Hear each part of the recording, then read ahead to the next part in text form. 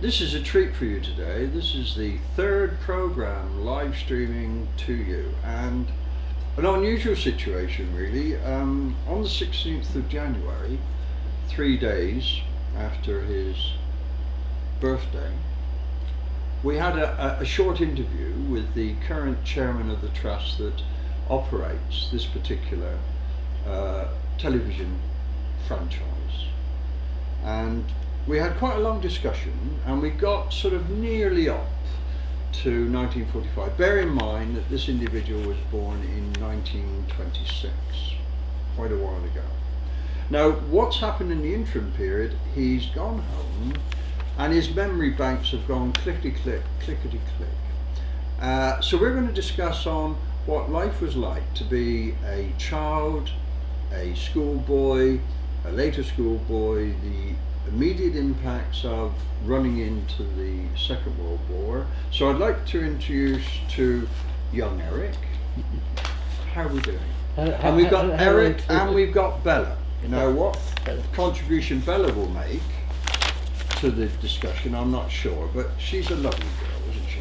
So Eric, you've asked really time for a bit of a replay. Well, I've remembered certain things. Yes, and you see, there are so many things from the past which we've forgotten about today. Yes, we do. And now we're talking about how we pollute the atmosphere, for instance. Right. Okay. Excuse me, I've got a frog in my throat. Well, you're showing what impact it can have on. Well, this is right, but you see, the whole thing is we don't realise how much pollution there was before the Second World War. Now, every chimney that you saw on the houses, that you see today on the houses, yes, which are completely superfluous most of them now, they were all belching forth smoke. You had all the power, all the electricity, the power stations, yes, they were all belching forth smoke. So it was really a coal economy. Oh, it was a coal economy, right. Yeah. And you see, the whole thing was that we don't remember the amount of dirt that was generated. Huge. Now, you used to have in those days London fogs. Now, everybody remembers the London fog. Yes. We don't have them anymore, I'm pleased to say. But I can remember when you could go out in a London fog, right, and if you put your hand up like that in front of your face, you couldn't see it. Now, can you imagine that? I do find that coming from Devon, clean air, clean well, water. That's right, but you see, you couldn't see it. That was the extent of the pollution. Right. Now, in the morning, you'd wake up and you'd find, although you cleaned your fingernails before you went to bed, oh, right, when you woke up, you had dirty black fingernails. And this was because there was so much soot and dirt in the air, yes, collected on you, and your general movement, you collected it, so you had dirty fingernails. Amazing. If you cleaned the house before in the evening, in the morning you'd find a thin layer of dust. This is London I'm speaking about. Yes. You'd find a thin layer of dust everywhere in the morning. Right. It's quite incredible. We don't realise, the extent of the pollution there was in those days. All the London buildings were black. Yes. I can't believe it. You look into London now, beautiful white white buildings, glorious, yes, and they stay that way. But in those days it was completely black.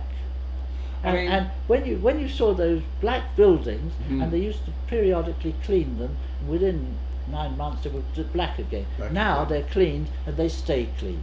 So we don't realise the filth that there was about in those days, and yet today it's all clear. But what I remember, and I'm slightly younger than you. A lot younger. I've got sons your age. Okay, so I'm younger than You're a youngster. All right, I'm not 18 old. Was one of my great treats as a teenager was to go on the Rover tickets. Yes. But they were all steam trains. Oh yes. And running on Brunel's wonderful railway in the Yes, southwest, yes, of course. yes. A lot of it is in tunnels. Yes. So at the end of that, unless you jumped in the sea and sort of wash yourself off, you'd have the old soot and whatever. Yeah, now you and, see, and so the railways contributed a huge amount, and the stations. And there again, you've reminded me. If you were on a train, a steam train, and you saw a tunnel coming up, you immediately shut the window. Because if you didn't shut the window, you didn't just get black smoke in, you got all the little bits and pieces and what's in it all over your face and all over the place. So you always, same moment you enter the tunnel, up went the windows, so you shut it. People have forgotten the filth and the dirt that there was about in those days. Yeah, we're a much cleaner nation. Oh well, it's unbelievably so. Yes, it is. But I mean, the public realm now and one would assume the Clean Air Acts and all those sort of things. I mean, that's what happened to you living in an urban environment. So one would assume you were living in this from a youngish age. Well, I was in London. But your own right transport was, I Oh, understand, well, a I used to bicycle. walk. No, well, I got to that, but when I won my free place or scholarship Yes. to Clapham College, Mm. I used to walk to school because I couldn't afford public transport. Right. The privileged children had bus passes or tram passes or whatever they were. Right. But the poverty-stricken ones had to walk. Absolutely. And I used to walk these miles to school from South London, Tooting Bec to Clapham, where That's the a Clapham tidy College was. tidy step. It's two underground stations apart. Yes. And I used to walk that there in the morning, back at night. But going up one of the hills leading to Clapham, there was a magic shop. So Oh, I right. used to look in the window there, Yeah. and I loved the idea of this magic. So not being able to afford to go into the magic shop, I went to the library and got magic books, and excuse me, I learned to magic act, from the books, Oh, right. which I did. This is one of my many memories that came back. And of course I worked up a little magic act. This was the age of about 10 or 11. So were you doing this at school for the family, or Doing it for anybody who would look at it. Really? And So what you're it- quite precocious. Then, Oh, is it? quite precocious, Oh, absolutely. right. Still am. I find that hard to believe. You right? can't. Crack on. But I did this act. My father, being in the musical business, Yes. he knew everybody, and there was a variety theatre. There used to be where there were cinemas everywhere. There were- In those days, there were yes. variety theatres as well. Yes. And the leader of the orchestra, they all had their own orchestras. Mm. Leading of the orchestra, who was this local one, came to see my father. I did my magic act for him, and he Uh-huh. was so impressed he gave me his silver-mounted baton, conducting Oh, baton, right. to use as a magic wand. Oh, that was And your I mate. used that for many years, and I'm pleased to say my son, one of my many sons, who's in Blackpool, Nicholas, he now does a magic act and Does a he really? fire-eating act based on what I used to do. Right. And I presented it to him, so that magic baton It's gone on is and on gone and and on and is still in use. So it could well continue ad infinitum well, within the we family. hope so. It's, I think that's. but we don't realise the poverty that there was in those days. I recall. I think poverty is relative. I mean, it's perhaps not fair to say, but if a wide community, and I lived in a village in Devon, Yes.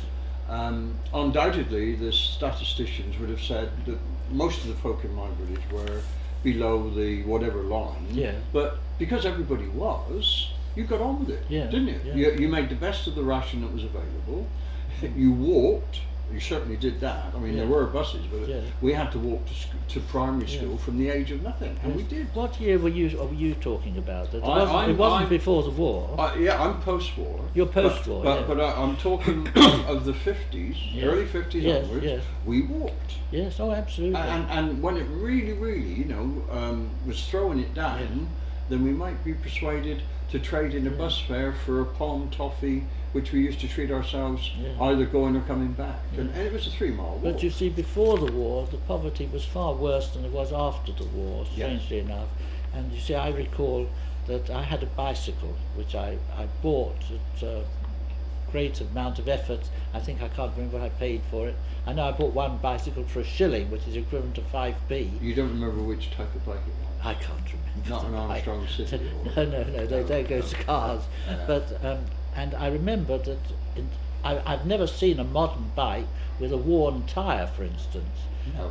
In those days, we used to wear them completely flat, and my bike developed an actual hole in the outer cover. Oh dear. And see, so the inner You had tube, the inner tube the inner poking tube out. would come out through and explode and burst. So I mended the inner tube, and I couldn't afford another outer cover. Right. So I used insulating tape and wound it round the whole wheels, round the tyre. And as I rode along, it was going pop, pop, pop, pop, pop all the way. But it just to show you the degree, that people accepted it, and they put up with it, and they found a solution. But for it. equally, we were more inclined to make amends, and we did repair. Yeah. Now what we tend to do is replace, don't we? Well, that's Getting things repaired yeah. is a task, and Yeah. often the cost of repair is far greater than replacement. So the whole way of creating and doing things have changed markedly. Well, you see, in a so, single lifetime. so many changes. You see, with our poverty as it was, I mean, my father was living by giving music lessons. He was a professor of music, Right. and I mean, if he lost a pupil, it was a major catastrophe. Yes. My mother would start a novena for a new. We'd all go on short rations, and but basically, I remember we used to buy cod's heads. We used to have huge cod's heads, huge cods in the fishmongers. Yes. And my mother used to buy cod's heads and boil those, and we'd have that as a meal. Wonderful And- fish stocks. Well, absolutely. And Indeed. I used to, one of my great treats was to buy a penny bag of stale cakes, because people don't realise, but today everything lasts forever. They're full of preservatives. Well, they tend to. In those days, any food went off the next day. We forget that milk, for instance, used to be delivered in glass bottles Yeah. every day. Yeah. They used to collect the empty glass bottles They did. when they delivered. The milk was individually from the cows virtually, Yeah. because the milk always had a layer of cream at the top, which you used to pour off to use on your fruit and what Yes, have you you. did. Yeah. Marvellous, you know. And if you didn't use it that day, it was sour the next day. But they You used can to go, make you that, can, didn't they? you Wow. can go and buy milk today, Mm. and it is still as good as it was in a week's time. But that we have virtually every home has refrigeration plus deep Well, freeze. there was no I mean, you didn't have any of that. There was no refrigeration at all in those days, and no preservatives. It's the preservatives, not the fridges, which keep things today. Mm. It's the preservatives in the food, Mm. but in those days there was very little pre-packaged food. So if you went to get a pound of butter, you didn't get it wrapped up in a nice little package. They used to have a great big round, Slab, yeah. not a slab, it used to be a tub of butter round. Right. It always used to be round for some reason or other. And they'd weigh off, you know, but they had the big wooden butter pats. They'd cut it out, and they'd weigh you off your half pound or pound, whatever you wanted. How did Same they- with flour, sugar, all these How did things. they sell cheese then? Cheese the same way. They used to cut it off and weigh it. When I and was a that's child, it. I remember there was a massive craft. It was cheddar cheese. It was Yeah. it was a really big block, Yeah. like a sort of one of those big cement jobs. Yes. And they used to slice that. That's right, And you- then wrap it. Yeah. But the choice of cheese was quite limited in our village. I Well, mean, as well. when you look at the unbelievable range of stuff Yeah. that we now have available, Yeah. we're just spoilt for choice, aren't we? We don't know where we're born. we don't know how well off we are. No, but, we don't, But there we was don't. a lot of benefit of it, because if, for argument's sake, I was in London, Mm. every little sort of 2 or 3 streets, they'd have a row of 4 or 5 shops. There'd always be a butcher's shop, there'd be a fishmonger's shop, there'd be a grocer's shop, there'd be a hardware shop, and each sold the specific things for that little area. Yes, it And is. we lose a lot of by our big supermarkets, although they've got a lot of benefits They too. have. This is the I thing. mean, what those shops tended to do was, to a degree, keep an eye on what was happening. They were the exchange of information. You could call it gossip. Well, but that's right. you wouldn't get the situation where Mr. Jones was found 13 weeks later by a council worker Well, calling that's right. who died 13 weeks Well, before. this is So, right. I mean, the community actually Yeah. sort of looked after itself to a far greater degree, And if you recall, they knew each other. if you recall the streets, for instance, now you Mm. go into any London street, cars parked up all up either side. In those days, there were no cars. There was the odd car, 1 or 2 cars on a street, but the milkman used to come with a horse. They were all horse-drawn Oh, roads, right. and the milkman would come down the road. The horse would know where to stop by every house practically, Yeah. and of course there were no cars to block the way. No. And it was quite a different atmosphere and a different feeling. So you actually had a home delivery for milk? Everybody had, not just us, everybody had. Yeah. The milkman delivered to every house every day and collected the empty milk bottles. Yeah. Because if you didn't, you used to go to the The only way to dairy. keep it there.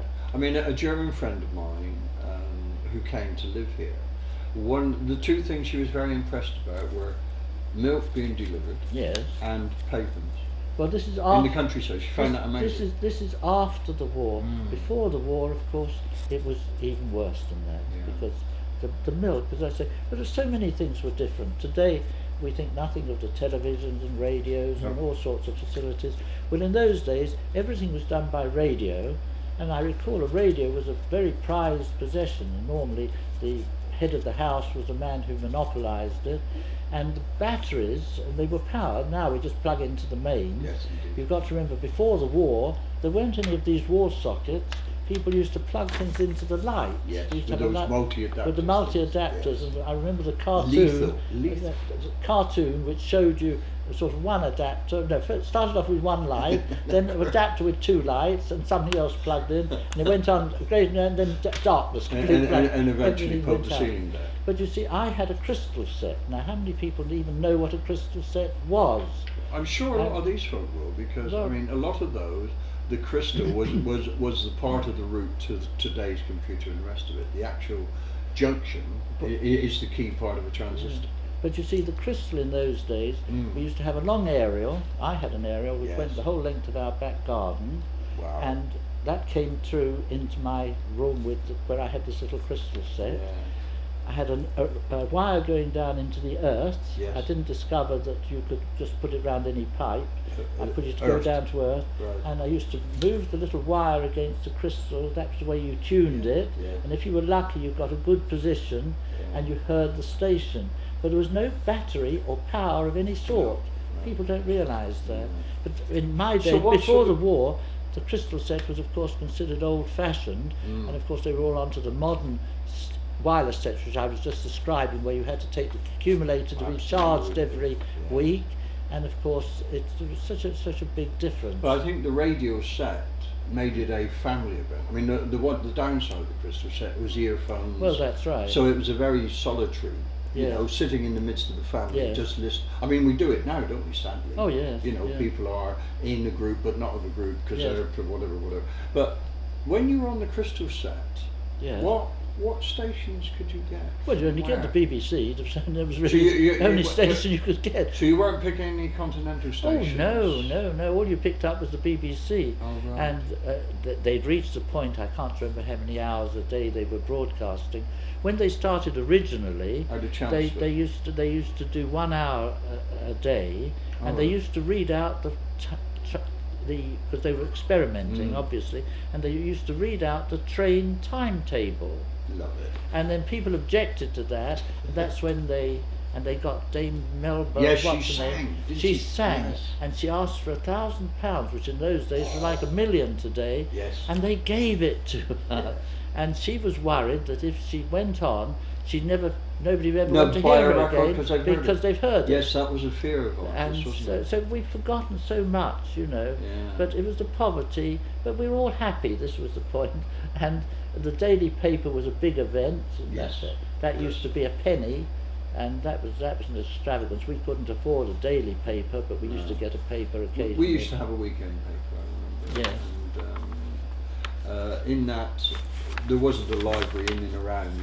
They weren't available there either. Yeah. So, yes, newspapers was. But I mean, this But- is jumping on you a little bit. Yeah. But my first real memory of radio was Journey into Space. Oh, well, that's very modern. Very I know modern. for you, but I mean it was a phenomenal Oh, yeah. series. Yeah. It was, and you would gather around the radio Yeah. and listen. But you And I've see- always loved radio since. Yeah. I really But have. you see, what used to happen, you arouse memories in me, in the libraries were packed always, morning, noon Right. and night, and I used to go, you were allowed, I can't remember, 2 books or 4 books, and that was your maximum. But in every library there were these slanting boards which had all the daily papers on. That's right. So everybody, to read the daily paper, they used to go to the library and walk along to turn the sheets and read the paper Yeah. on the board. You know, Yeah. we've forgotten all about that, unfortunately. I still do it at our library. You do? Oh, well Yes, done. I do. Well done. Well Because done. you know the Financial Times is there, the Times is there. Well. So for serious papers, Yeah. you know, a tip to our viewer: the library does carry some. Yes. And it's a way of keeping yourself Yeah. informed at an affordable rate. But anyway, from that, then I was went to Mark Cross, you know, to the seminary, as a junior seminary to become. Well, I was evacuated, of course, which was another chapter. I used to do the farm work, and some memories. Yes, we talked about the milking. That's right. I mean, I've got memories which people have gone now. You know, ploughing with 2 horses, 1 furrow. Yes. Now you know you get a multi. You see, The whole people thing. have forgotten that how you define an acre. Do you know how an acre is defined? It was the work that a good ploughman could do with 1 horse and a day. That's right. That's how much you could plough. So a chain and a perch. Absolutely. Right. So, and the same with mowing. You used to have a mower pulled by 2 horses, and you used to go round the edge, and it used to seem as though it was going on forever when you were ploughing. Yes. But basically, it used to get through it, and you'd find that you'd done a If we look at that, Eric, and we go back, certainly in the rural economy, probably 60% of the population was actually employed in farming. It was very hands-on, very physical, and now it's what, less than 1%. I know, but so you see, other people are doing other things. In those days, if you had a 50-acre farm, you would live off it very happily. A man with a 250-acre farm, which was the one which I went on to when I was evacuated. Right. And I didn't go on it, but I used to go there to do the work. Right. He was a wealthy man. Yes. But of course they were hit by the war. Yes. Because unfortunately all the young men were called up. They weren't deferred at the beginning of the war. They were called up, right. And so there was nobody to work them, except the owners, the farmers themselves. And then we had the land girls, didn't we? The land girls. They were later, were they? Well, they all came in stages, because obviously the farms had to be farmed. So they started the land girls. So it was a good outlet for the young women. Yeah. And but people don't realise, you see all these milking parlours now with all the machines. Oh. I didn't even know there was such a thing as a machine to milk a cow. The people of nowadays, they jib at carrying a 1/2 weight sack.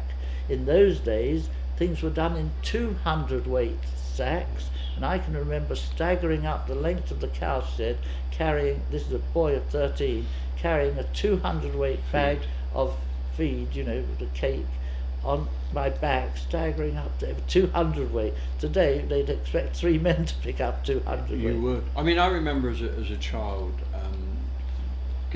going to get a 100 weight bag of coal for neighbours. Yes. And what we did, we used to use a pram. Well, there you are.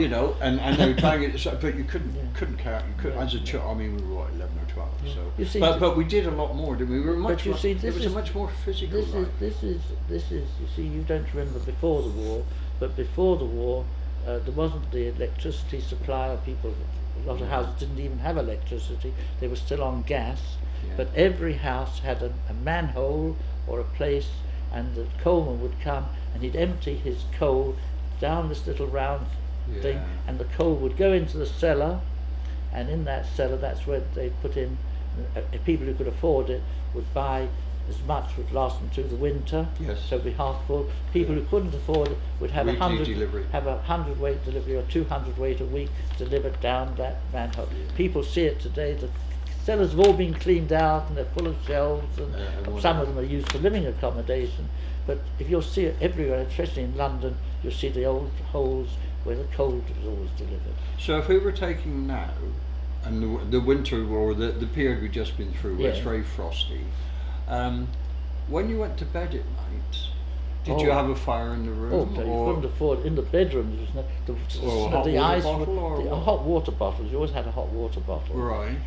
But the windows, when the ice would form on them inside as well as on the outside. Really? People don't realise the discomfort we went to, but we were happy with it. You wore more clothes, and. But were you fascinated by the patterns of the frost? Oh yes. I mean, they were beautiful. Yeah. I mean, they're freezing. I mean, you were surrounded by Mother Nature's beauty. And of course, there were so many drafts. People don't realise the drafts used to be. To get any warmth, you used to huddle round the fire. And then you get chilblains. Chilblains. Freezing at the back and burning on the front. Terrible chilblains. That was a big problem, the chilblains. It was. But people, well, I'm glad people don't remember it, because they don't want to suffer like that. No. But the older people who remember it, they will recall these. Well, I think it's nice that perhaps we do that. Now, moving on, you went off to a seminary. Yes, I was evacuated, and of course there I learnt all my farming, and I used to milk, and I used to run a little bicycle repair business. You see, not having the money gave us the initiative to do something to bring in a bit of money. Yes. And it wasn't just me, it was everybody. If you went in a house there were at least 10 or 15 people every day knocking on the door wanting to sharpen your knives or clean your windows or do your garden or run your errands. I was an errand runner, and I did it all over the village. Well, so you were still getting the either Stratfords or that's right, yes. whatever. Especially in village life in Devon. Oh yeah, brilliant. Oh, it was good. It was. But it was so different. But then you see, I decided I was going to become a Roman Catholic priest, and the bishop. I saw the bishop for 5 minutes. Nowadays it would be a big rigmarole. But I saw the bishop for 5 minutes when he visited East Grinstead, right. And I got, he said, well, you go to Mark Cross in September, and I went to Mark Cross in September. Had a big list of the clothing and things which I was supposed to take with me, but of course, because we weren't affluent, where it said take six pairs of pants, probably I took 2 pairs of pants. And but in those days, people used to wear their pants and their underclothes, and they only used to change their clothes once a week. Yes. They'd have Don't tell our viewer, they might get shocked. And certainly the washing powder manufacturer would be terrified, wouldn't they? Oh, now don't tell me about these washing. No, we won't go there. No, because this is a point of interest. After the war, we used to use soap. After the war, I went and I met a friend, and he was livid because apparently he'd been offered this new process of making a powder. It was off a petroleum byproduct.